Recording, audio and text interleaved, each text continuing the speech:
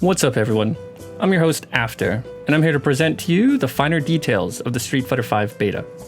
I know many of you out there couldn't get into the beta, didn't have time to try, couldn't catch a Twitch stream, or many other reasons. It's been quite troubling to try to get in for many. So I decided to put together a video for everyone to get a deeper look at the beta and its finer details. I hope you guys enjoy. Let's get started. You're first greeted with a menu: Network Battle, Fighter Profile, Settings, and Message Log. Here we see the famous unable to log into game server 21007 error. And then logged in. Next is Settings and Controller Settings. Here we have all the typical settings, but the most important thing to note is Capcom has definitely included the must-have features of button press assignment. Therefore, you no longer have to scroll through a million options just to get the button you want. You can now just press a button and assign, so I'm sure many custom stick makers and owners will be very happy.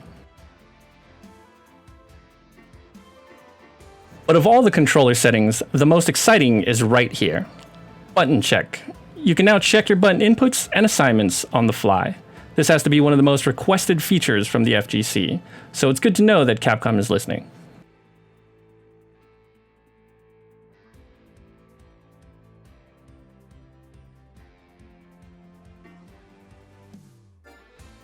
Next up is sound. I'm sure that speaks for itself, nothing too special to note. Next up is credits. I decided to check it out just in case they might have put an Easter egg in there, but from what I can tell, just some standard credits.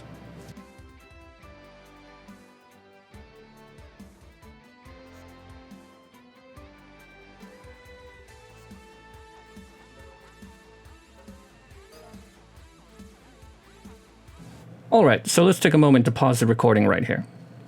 So this tab is called the Profile tab.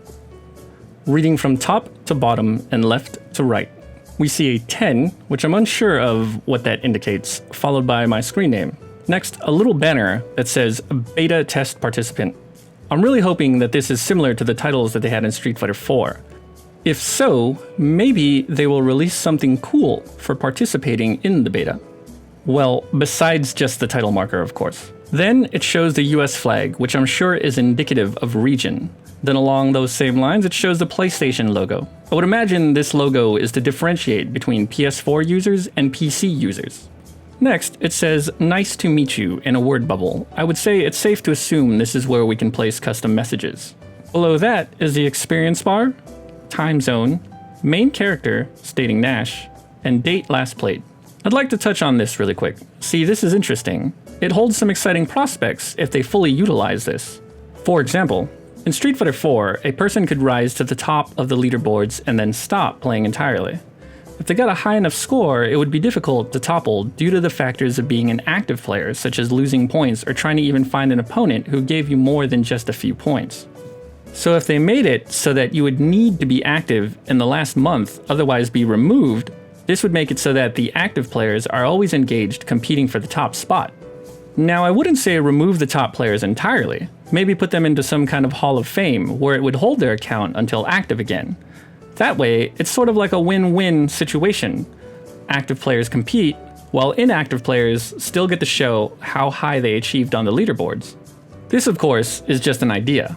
I haven't heard anything official, but I'm hoping this date last played marker is a sign of awesome things to come. Or, you know, it could just be the last time they played. Next is level. It says level 2. This is either player level or character level. There isn't much anywhere that indicates what this is for, so I could only speculate. Then, on the very bottom is a chart that indicates power at the top, then respect on the right and discipline on the left. So I'm guessing it's a playstyle chart. As of the time of this recording, I had only played one match, so I'm not entirely sure how this all fills in or how they even gauge your playstyle, but it does appear to be a neat little feature. Alright, that covers the Profile tab. Let's move on. I was unable to select the 3 middle tabs, so the only other tab I was able to select is the Battle Log tab, with a subcategory that says Casual Matches. All the statistics are the same up top, but now it shows my match history, allowing me to view replays and also view the opponent's profile.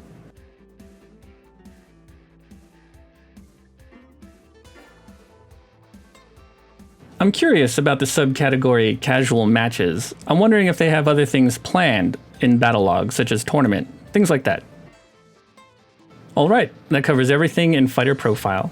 Now, it's time to get into Network Battle and hit the training room, or what Capcom now calls the grid.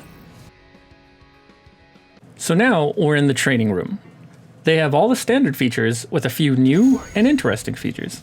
So in basic settings, the first item to note is display recovery time. It was blocked out, so I couldn't turn it on, but that is definitely an interesting menu item. There's key display, a standard feature that shows all the button inputs pressed on screen while playing, very much exactly like Street Fighter IV. Then attack data, which is another standard feature that shows things like damage dealt from an attack. It does have some cool new additions such as damage scaling and attack level. It also shows it on both sides, which is a welcome addition. Then we have side setting, which allows you to choose your starting side such as first or second player side, since now, in Street Fighter V, you start on the side where the last match ended. This is a nice added detail.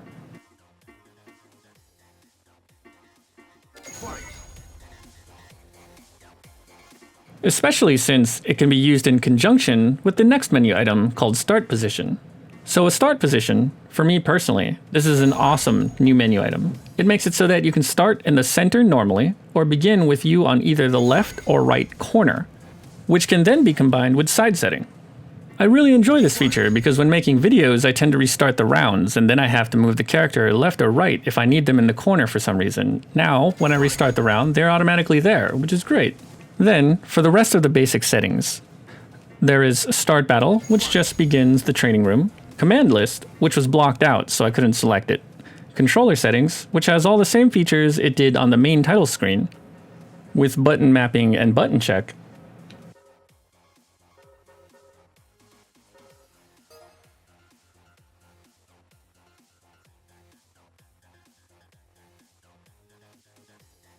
then Character Select, which of course takes you back to the Character Select screen.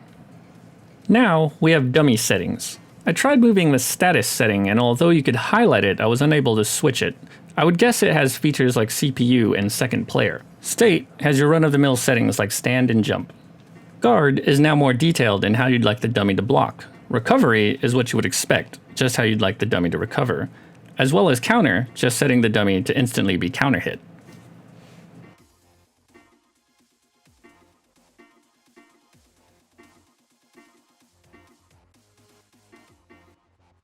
Stun is a great feature that lets you set when the dummy is stunned, or if they are stunned at all. I'm sure combo video makers will really enjoy this.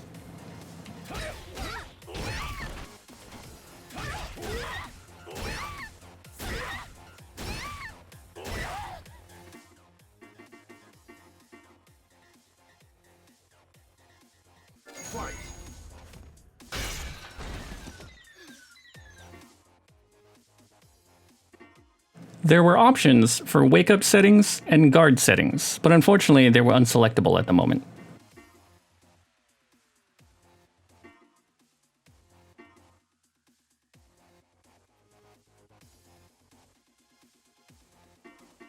The last tab was gauge settings. I checked through all of them just in case, but they were what you would expect from any type of meter-based settings.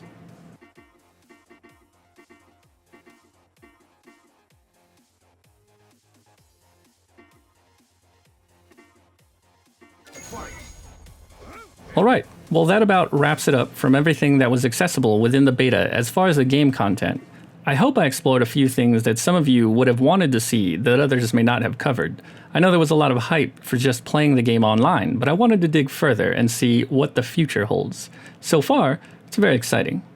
So I'm your host, After. Thanks for watching.